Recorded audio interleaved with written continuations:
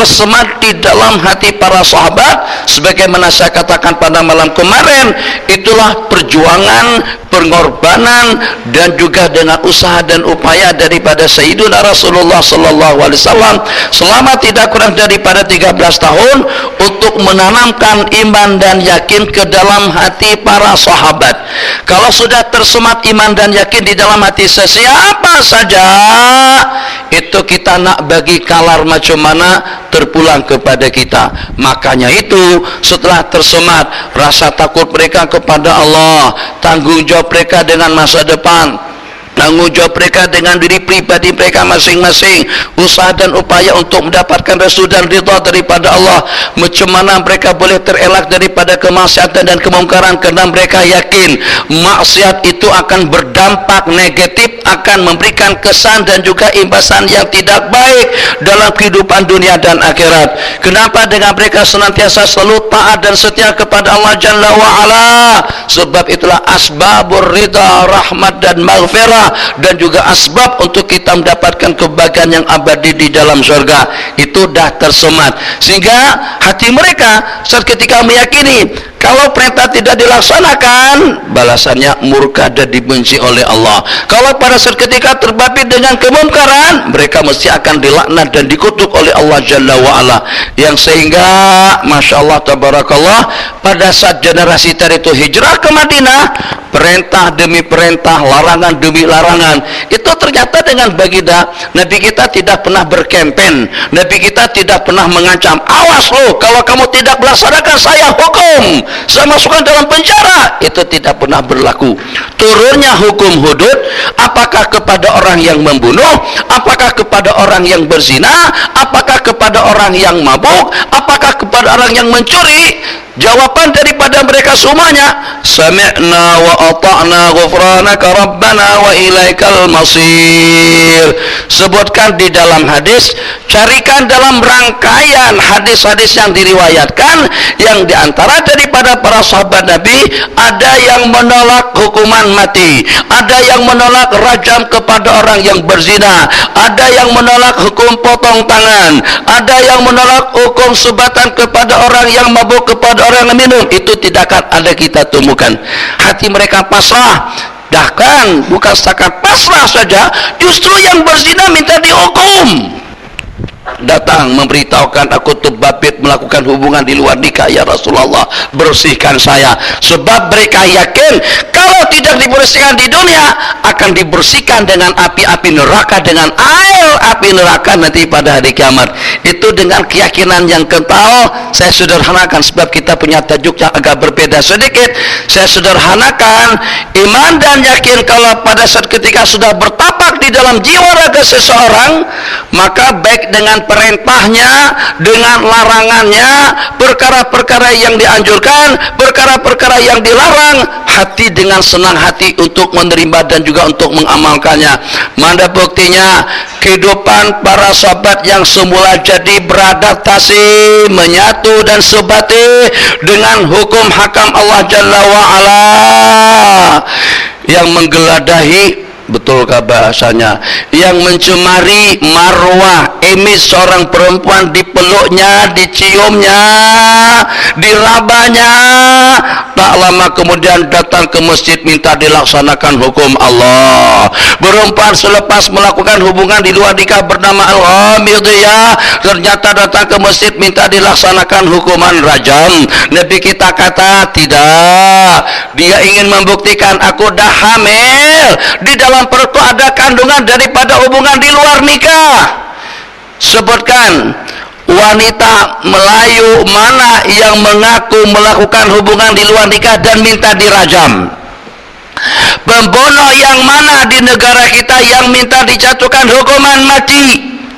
Pencuri yang mana yang melaporkan kepada balai polis atau juga ke Bukit Aman agar dipotong tangannya? Itu tidak pernah berlaku. Kenapa? Sebab karena tidak ada iman yang bersemayam, yang duduk, yang menjelma, yang subati di dalam hati. Kita masih takut dengan makhluk, takut kita dengan Allah tidak sampai kepada tahap rasa takut kita dengan makhluk.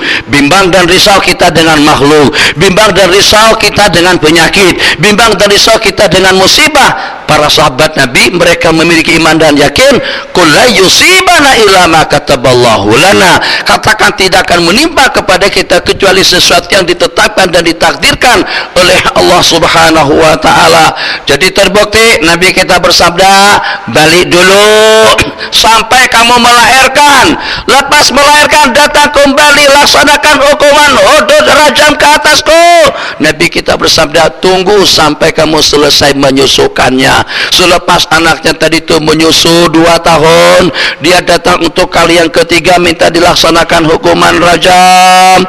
Dia bawa anaknya dengan sepotong roti untuk menunjukkan dan memastikan kepada baginda Nabi, anakku sudah tidak perlukan aku, anakku sudah boleh makan roti, anakku sudah boleh hidup tanpa dengan perantaraan aku. Baru Nabi kita rajam.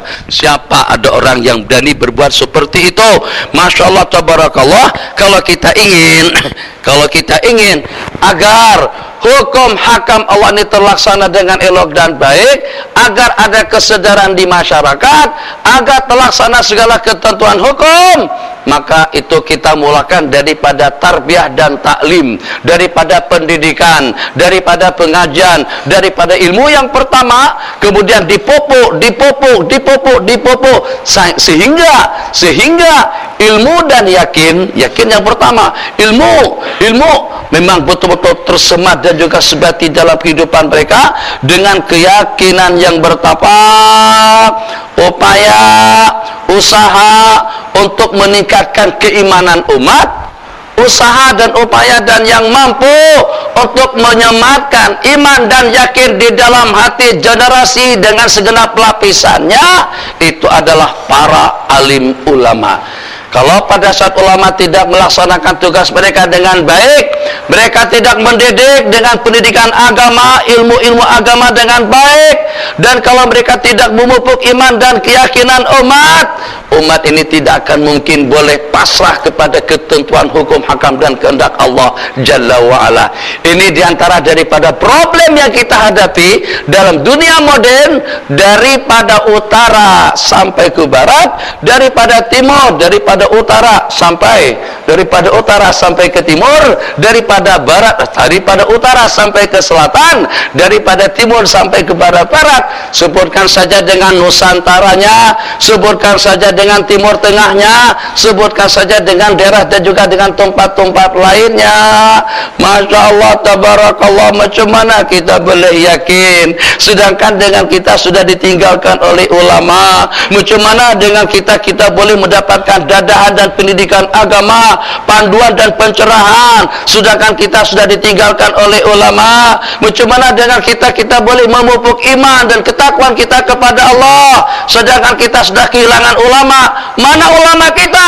Ulama kita mempunyai target yang lebih gede, target yang lebih besar, ingin melaksanakan undang-undang syariat, terjun dalam politiknya, sementara umat belum mendapatkan pendidikan yang memadai, sementara dengan umat masih belum mendapatkan keyakinan yang tersemat di dalam hati, yang pada akhirnya umat ini menjadi hayran, menjadi kebingungan. Yang mampu untuk mendidik, yang mampu untuk mentarbiyah, yang mampu untuk memberikan solusi, yang mampu untuk memberikan pahaman, bukan orientalis, bukan Yuki, bukan Barat, bukan Eropa. Islam harus dipelajari daripada hukum hakam Islam. Islam harus kita pelajari daripada orang-orang Islam yang memang betul-betul pakar spesialis dalam bidang mereka masing-masing. Saat ketika anak keluarga kita dididik dengan pendidikan Barat, Eropa, yang kita hantar ke Kanada, yang kita hantar ke Amerika, yang kita hantar ke Australia, yang dididik oleh orientalis, yang dididik oleh orang-orang yang tidak percaya dengan Allah, apakah mungkin orang yang berpemikiran atau orang yang dibesarkan dengan pendidikan kapitalis atau dengan sosialis perekonomiannya akan mungkin melaksanakan perekonomian secara Islam? Macam mana dia laksanakan kalau dia tidak yakin? Macam mana dia yakin kalau dia tidak mendapatkan pendidikan yang memadai?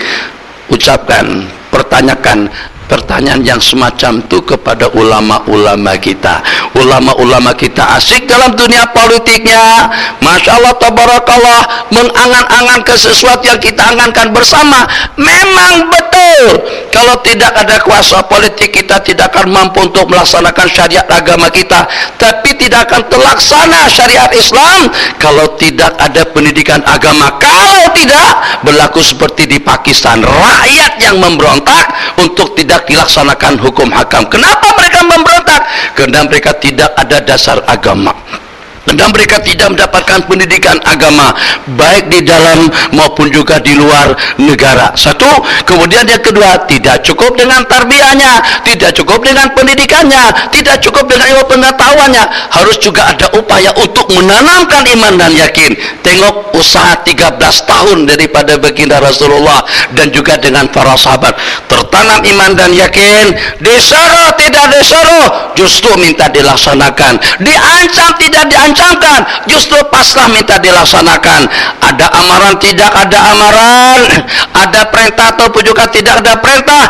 Kalau memang sudah semacam itu ketentuannya, satu pas satu pasrah minta dilaksanakan hukum Allah. Saya simpulkan, kita tidak boleh menyalahkan sesiapa, tidak boleh menyalahkan pihak yang berkuasa, tidak boleh menyalahkan para alim ulama, tidak boleh menyalahkan rakyat awam, semuanya bertanggung jawab. Jadi kalau pada saat kita kembali masing-masing melaksanakan tugasnya dengan baik, pentadbirannya kepada orang yang diberikan amanah dan yang diberikan kepercayaan untuk mentadbir, untuk mengatur, dan juga dengan pendidikannya itu dengan kumpulan ulama-ulama rabbaniyun yang mendidik, yang berupaya untuk menanamkan iman dan yakin. Cerita tentang iman dan yakin terlampau panjang, banyak kejadian dan juga banyak cerita-cerita yang diceritakan, yang itu adalah usaha, upaya, kemampuan, tugas, amanah yang Allah berikan kepada para alim ulama. Dengar hadis Rasulullah yang berbunyi, saya bukan berdiri atau bukan duduk di sini atas nama tiket politik 3, tapi atas nama tiket dakwah, ilmu, dan juga yang berpanduan kepada Al-Quran dan hadis, dan juga dengan ijma' dan kesepakatan para alim ulama. Allahu Akbar. Coba kita dengari. Masya Allah tabarakallah, Masya Allah tabarakallah, dengan permulaan yang kita sebutkan tadi, dan juga dengan hasil yang dirasakan oleh para sahabat-sahabat Rasulullah sallallahu alaihi wasallam. Nabi kita bersabda, al ulama, tak masalah kalau saya dibalik les. Warasatul anbiya, para nabi-nabi, para ulama pewaris kepada para nabi. Kalau saya alim, Ustaz Fahmi alim, mana Ustaz Aminuddin? Ustaz Aminuddin alim, Ustaz Daud alim. Kalau kita alim, kalau kita menjadi pewaris nabi, sejak kapan baginda nabi dimiliki oleh satu kumpulan? Ulama sekarang memilih dan memilah. Aku nih hijau, aku nih biru, aku nih atas pagar. Tak ada. Kenapa? Tugas Nabi, Nabi kita mendakwai semua orang. Berarti ulama harus netral. Itulah saya katakan, mau di blacklist tak ada masalah, tapi macam mana pun saya harus berteriak seperti itu. Gara-gara karena ulama meninggalkan santrinya, meninggalkan pondoknya, meninggalkan umatnya, berkecimpung dengan orang-orang politik, ikut berebutkan politik, akhirnya yang kita targetkan tidak berhasil. Kenapa tidak berhasil? Rakyatnya masih belum mendapatkan pendidikan yang pasti, rakyatnya masih belum memiliki keyakinan yang mantap. Yang kedua-duanya, tugas para alim ulama ar-rabbaniyun yang tidak memilih dan memilah, yang tidak membeda-bedakan. Mereka itu sebagai tali penghubung antara Allah dengan makhluk. Itu posisi ulama. Peranan ulama yang lebih mulia daripada peranan ahli politik, yang lebih mulia daripada peranan sesiapa sih yang mempunyai jawatan dan kedudukan. Mereka yang menjadi wasilah. Kenapa? Sebab merekalah yang mendapatkan julukan sebagai warasatul anbiya, pewaris para nabi-nabi dan rasul. Nabi kita tidak hanya berdakwah kepada kaum muslimun, orang kafir Nabi kita dakwahin, ke Kalau dengan bahasa kita, dengan Dayaknya, suku Ibannya, orang aslinya, yang percaya, yang tak percaya, Nabi kita tidak menyamakan semuanya. Allahumma hdi qaumi, bimbinglah kaumku, bukan kumpulanku daripada Quraisy, bukan kumpulanku daripada Bani Kinana, bukan kumpulanku daripada Ahlul Bait, tapi qaumi. Kalau begitu baginda yang mewarisi baginda pun juga harus semacam itu. Kembali dengar kesannya setelah ilmu yang mantap dengan keyakinan yang kuat. Masya Allah tabarakallah, kalau kita nak buat perumpamaan yang sederhana, Masya Allah tabarakallah, sudaus. Bismillahirrahmanirrahim. Satu, ada ilmunya. Ilmunya kalau minum air, rasa kering, rasa dahaga itu akan hilang. Dan yang kedua, saya yakin kalau saya minum, asbabnya dengan minuman, dahaga dan rasa kering itu akan hilang tanpa disuruh oleh sesiapa. Saya minum. Betul? Jangan angguk saja Tuku Ahmad. Ini logik tak? Dah kawin belum? Dah dapat anak? Siapa yang suruh anta kawin? Siapa yang mentargib anta kawin? Oke. Siapa yang menyuruh anta berhubungan dengan pasangan anda pada malam yang pertama? Itu kan pertanyaan, kalau dengan bahasa kita pertanyaan bodoh itu. Macam mana dia? Coba pikir nih, kalau tidak paham dengan bahasa saya tadi itu masih juga politik. Enggak, jangan politik dulu. Serahkan ke politik pada ahli politik, sebab politik itu kalau kita tidak terbabit pun ramai yang mau terlibat dengan politik. Wujudkan aktivis-aktivis muslim, generasi Rabbani yang bergerak untuk ridha Allah Jalla wa'ala, negara akan berubah. Kalau tidak, coba untuk 30 tahun ke depan, apa yang berlaku? Pendidikannya, ulama mendidik, ulama mensuhudkan, mewarahkan, meyakinkan, memantapkan, menyabarkan, mendekatkan rakyat ini kepada Allah Jalla wa'ala. Tapi kalau ulama berkecimpung dalam dunia yang diributkan oleh semua orang, rakyat akan jadi kebingungan. Siapa yang boleh menenangkan hatiku? Siapa yang boleh menenangkan perasaanku? Saya tadi nak buat misal yang sederhana tadi itu. Allahu Akbar. Siapa gejolak daripada naluri tadi itu sehingga membuat Bang Rusdan menikah dengan pasangannya? Kenapa? Ilmunya ada. Aku tak mungkin akan berketurunan kecuali kalau aku kawin. Ilmunya ada. Untuk dapat keturunan, asbabnya kawin. Dan kemudian kita tengok, Tok Wan kawin sebelum kita, bapak kawin sebelum kita, mak kawin, manjang kawin, Pak Tam kawin, Pak Teh kawin, yang tua pun juga kawin. Ternyata semuanya dapat anak. Akhirnya kita yakin kalau kawin dapat anak. Betul? Ilmu dulu tahu kalau kawin dapat zuriat. Dan kita yakini memang benaran orang yang kawin dapat zuriat. Ada tak yang suruh kalau pada saat kamu sudah dengan istri, peluk dia, cium dia, gauli dia, berproyek dengan dia? Tak ada yang suruh. Semula jadi bangun sendiri dengan bahasa lucahnya. Masya Allah tabarak. Kenapa? Karena dia sudah yakin ini asbabnya. Aku kena memainkan perananku macam tu orang yang makan, macam tu orang yang minum, naik motor. Siapa yang suruh pindah gia 1, 2, 3 sampai 4? Tak ada, semua jadi. Karena kita yakin gia 2 lebih laju daripada gia 1, 3 lebih cepat daripada gia 2, 4 lebih cepat daripada gia 3. Itu kita tahu. Kemudian kita coba pula 3, 4, memang laju. Lepas itu karena sudah ada ilmunya, ada yakinnya, tak disuruh pun semula jadi tangan dengan kaki. Ini pusing, yang bawah pindahkan gia. Main nih gia 1, gia 2, gia 3. Kenapa? Karena kita sudah yakin.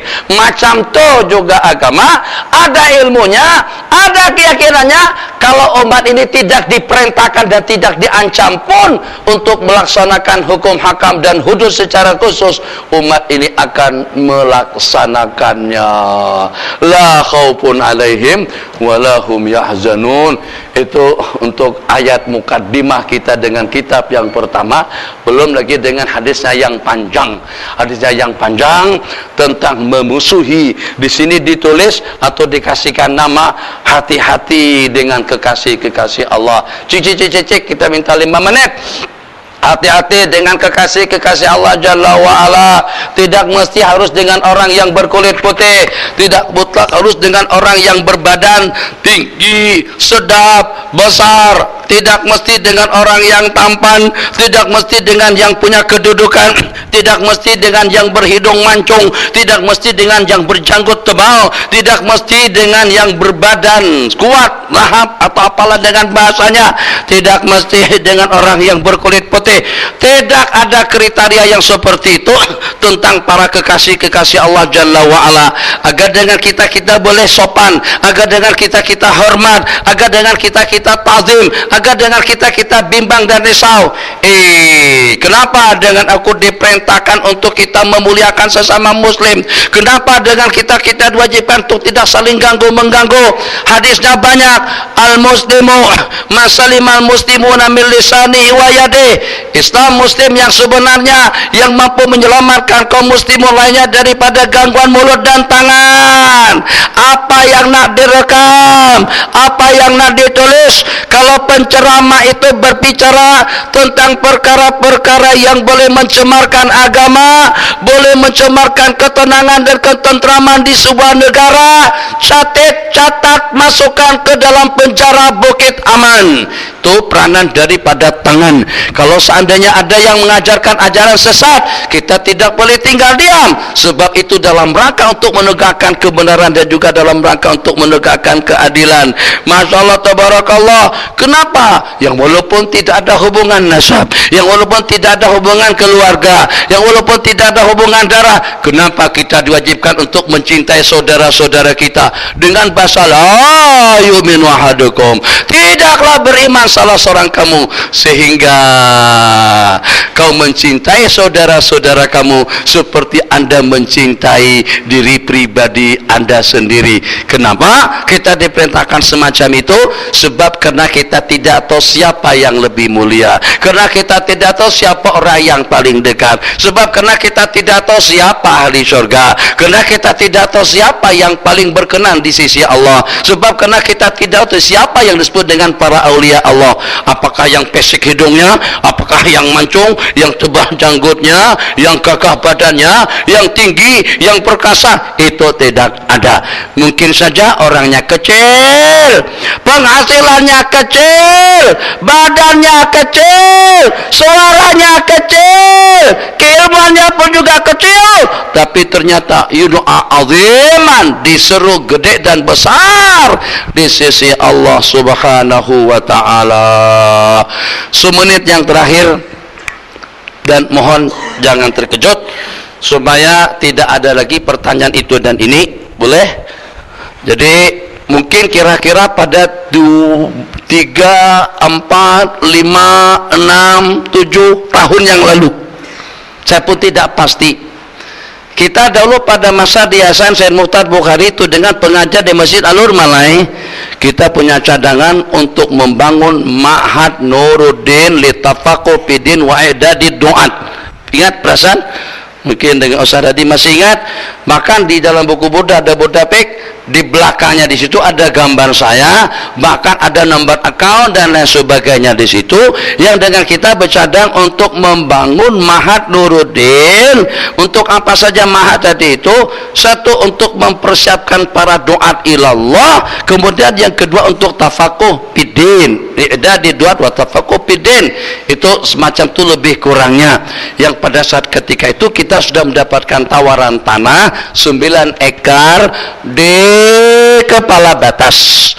Kepala Batas Pulau Pinang, Bukit Pinang, Kepala Pinang, Pulau Pinang, Bukit Pinang. Bukit Pinang. Dari sini masuk terowongan, kona kanan, dekat markas Jamaah Tabligh kalau tidak salah sekarang ini.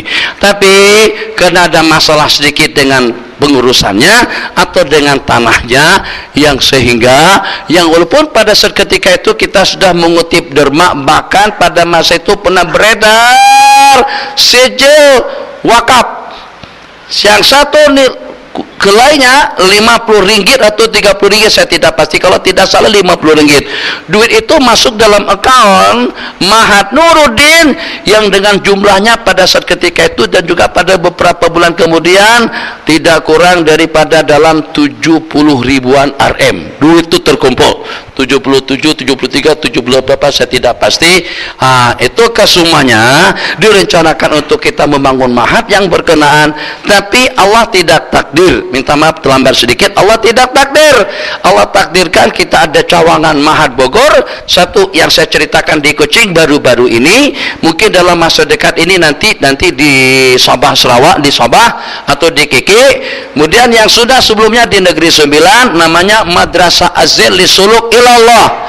Kemudian yang keempatnya itu yang akan diresmikan atau yang akan kita mulakan programnya insya Allah pada 22 hari bulan 23 dan 24 di Janda Baik. Saya yakin yang hadir pada malam ini hanya setakat pernah dengar Janda Baik saja, tapi belum pernah sampai ke situ. Dijemput, tapi taklah semuanya. Tapi kalau semuanya pun boleh secara bergiliran. Kita jemput pada 3 hari program di sana tadi itu. Jadi kalau kita menuju ke Pahang, ada satu kawasan tempat yang namanya Sempah itu Genting Sempah atau apalah lebih kurangnya. Bukan sampah, sempah atau apa. Naik dari situ kira-kira dalam ukuran 12 km ke atas sejuk. Dan kita ada sungai. Mahat kita alhamdulillah sudah hampir selesai. Tinggal peresmiannya saja lagi. Jadi dijemput untuk pengajian tafakuh 3 hari di sana. Hari pertama dengan Sahih Bukhari, hari kedua dengan Sunan Abi Daud, Sunan Tirmizi, dan hari ketiga dengan Sunan Abi Daud dengan pengatamannya. Insyaallah boleh tidur di sana. Tanah kita ada dalam 2,5 ekar. Bangunan sudah jadi, asrama sudah jadi. Jadi kembali kepada cerita duit tadi itu kita serahkan untuk kepada pihak pengelola ma'had atau pondok yang kalau tidak salah namanya Tazkiyatun Nufus. Itukah? Pondok Ustadz Aminuddin, Pondok Syekh Aminuddin Al-Qadahi. Jadi semua duit yang ada dalam account tadi itu kita peruntukkan untuk pembangunan pondok Ustadz Amin Tazibun Nufus. Nurul Hidayah, ya Allah, jauh larinya. Nurul Hidayah li ta'lim wa tazkiyatun nufus. Li ta'lim wa tazkiyah. Kan ada tazkiyahnya ujung itu tuh. Salah pun masih mau merasa betul lagi. Apa? Li ta'lim, Nur Hidayah cahaya petunjuk untuk tarbiyah, untuk taklim, buat tazkiyah, untuk tazkiyatun nufus. Jadi rasanya itu sudah diserahkan kepada Ustadz Aminuddin. Makanya itu saya bukan cemburu, tapi mahan saya yang hak punya, yang cawangannya ada di sini, cawangannya ada di Kiki, cawangannya juga ada di Kucing. Ternyata dengan pondok induknya masih belum jadi lagi. Jadi bukan belum jadi, tapaku tuh udah jadi sejak lama, sejak pada tahun 2004. Tapi yang belum jadi Darul Hadisnya. Jadi Darul Hadis itu keluasannya 20 meter, bukan 20 kaki, 20 meter lebar. Nanti besok minta bagi tayangannya, ada nggak? Ada file-filenya, gambar-gambarnya. 20 meter lebar, 30 meter panjang, kira-kira dari sini sampai ke belakang daripada Muslimah tadi itu. Jadi pada beberapa bulan yang lalu saya buat kutipan kilat. Gitukah bahasanya, buat kutipan kilat pada masa di Melaka. Saya bukan orang Melaka, saya duduk di Kedah lebih lama. Jadi Masya Allah tabarakallah dengan kutipan kilat. Untuk apa? Untuk buat atap.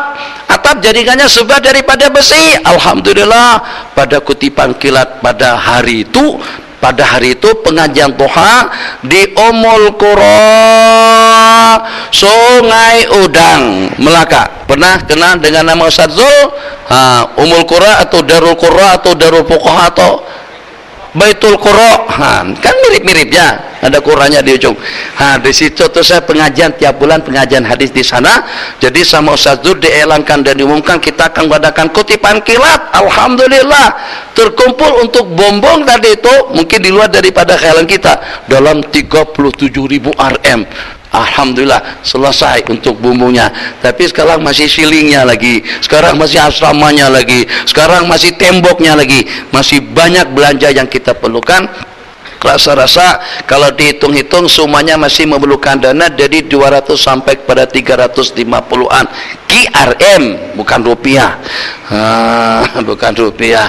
Kalau rupiahnya sudah lebih 1 M. Di sana kita ada belajar dalam 400-an 500-an ribu RM.